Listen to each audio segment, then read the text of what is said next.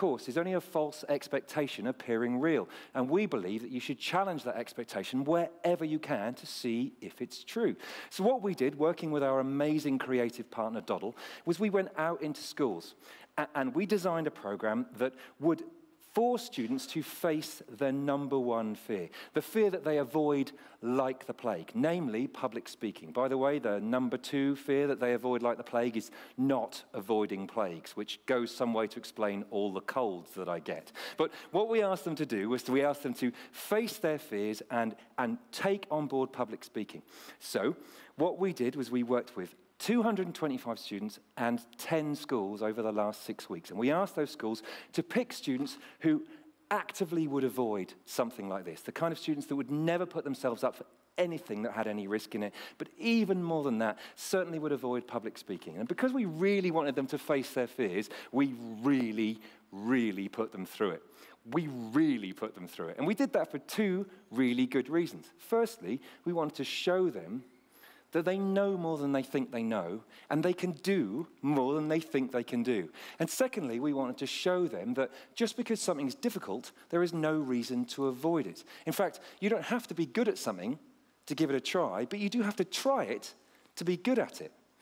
And after 11 years of genuinely being a lot luckier than we are and having worked with over 250,000 of students, I can tell you one thing that is more important than anything else I say here today. This has been the best thing we've ever done. And it's been the best thing we've ever done for one reason: the kids. The kids have shown us resilience beyond reproach and courage beyond compare. They have shown us that they are not afraid. They're certainly not afraid to approach their fears, and they're certainly not afraid to try new things. The only thing they are afraid of is trying things on their own. So once we got them to a place where we could help them understand that their inbuilt biological imperatives to protect themselves actually made public speaking harder, not easier, it was genuinely like a weight was lifted. Even the most underconfident children were able to be ready to take on the world. To prove that point here this afternoon, we've got two of our TED Junior winners with us. And then in a moment, they're going to come out here and they're going to take the stage and they're going to do a TED Talk and become some of the world's youngest ever TED Talkers, which in and of itself is a fairly daunting prospect. And even more than that, they're only going to have 3 minutes in which to make their point each. And here's the thing. Even someone like me can sort of eventually almost make a point in about 11 minutes. Trying to say something that is worth hearing in 3 minutes takes something else altogether. Now, the two students that we've chosen this afternoon are not naturally gifted public speakers. We chose them for one reason and one reason alone, and that is that they took the biggest step outside of their comfort zone to make their comfort zone bigger, because we reward effort, never talent. So what we've got this afternoon is Millie from Thetford Academy and Fred from Wayland Academy. Millie is going to talk to you about inspiring her generation. And Fred from Wayland Academy is going to talk to you about inspiring our generation. But I would like you to think that you would agree that whatever they say and however they say it, they're already incredibly inspiring just for getting up here today. Because it's only a few steps to come up here on this stage, but it is a long, long way from where they've started. Ladies and gentlemen, it gives me nothing but pleasure to introduce you to my friends Millie and Fred. Thank you.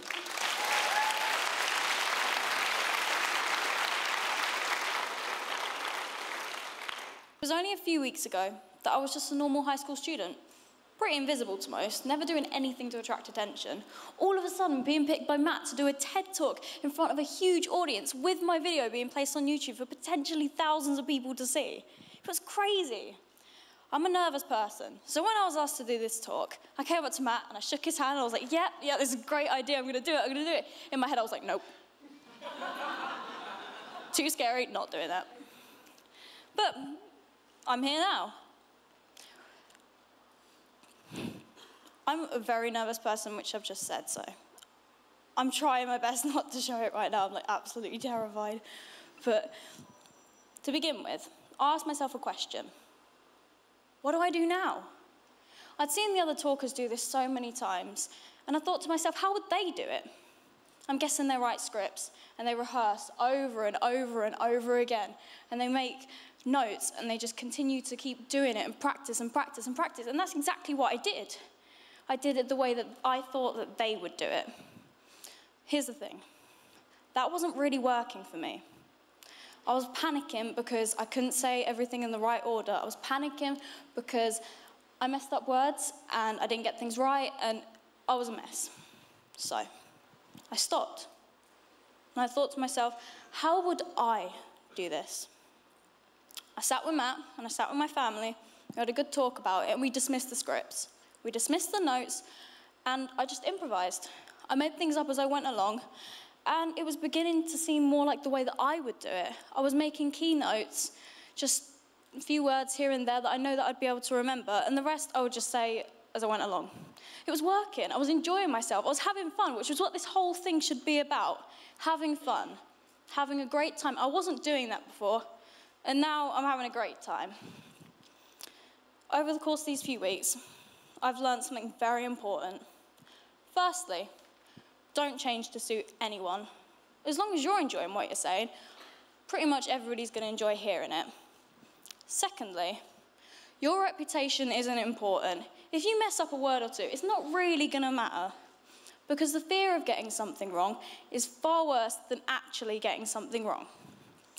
Trying something new means that you stand to gain so much more than you stand to lose. And finally, be yourself. Because being yourself means that you can't get it wrong. If you embarrass yourself or you make a mistake or you look silly, it's fine. Don't worry about it. You're having fun, and that is the main thing. As long as you're enjoying yourself, enjoying what you're doing, and having a great time being the best that you can be, who cares what anyone else thinks? Thank you.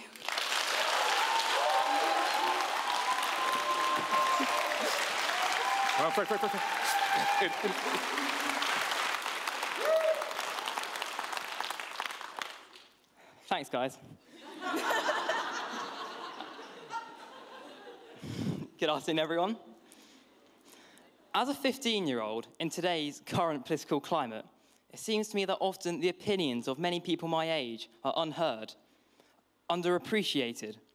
We aren't important for the people in power to listen to, because at the end of the day, we don't affect their chance of getting into power. And sadly, because of this, it leads many people my age to go off politics, perhaps forever. A good example of this is the environment. We all want our environment improved, everyone, because ultimately it's going to be me and my generation which has to pick up the pieces if humanity continues along this destructive path it is on. And yet, we now have a major world leader who denies climate change is even a thing. And it's this generational split that I'm talking about. On the one hand, you have the older generation who are in control and actually have the power to change the way our world works. And on the other hand, you have the younger generation who have the vision that we need.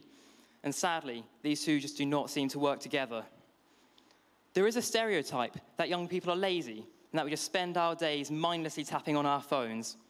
This is completely false. Some of the biggest political movements in the past few years have happened online. Every day, thousands of petitions circulate through Twitter, some of them getting more than 1 million signatures, forcing debates at Parliament itself. Protests are organised online. An example that comes to mind is the International Women's March, which inspired millions of people from all around the world, from every community, to take to the streets. Every day, there are an uncountable number of debates that happen online. My generation is in a unique position, a position that no other generation has ever experienced before. Our position is so unique just because we are so well informed. If we want to, we can look up any information online. At school, we are taught about current political affairs, and when at home, we research these further, broadening our own knowledge, and then we debate these with others, forming our own opinions in the process. My generation has been given a global education that not only spans the classrooms, but also spans the world, giving us global ambitions and global desires. But sadly, this is still not enough. Our country is still drowning in debt, and most importantly of all, our planet is still in a crisis. And the solution? I believe in many ways it's the older generation that needs to be inspired. Inspired to listen to the young. Inspired to be willing to take on new ideas. And most importantly of all, inspired to save our planet while we still have one to live in. Thank you all very much for listening.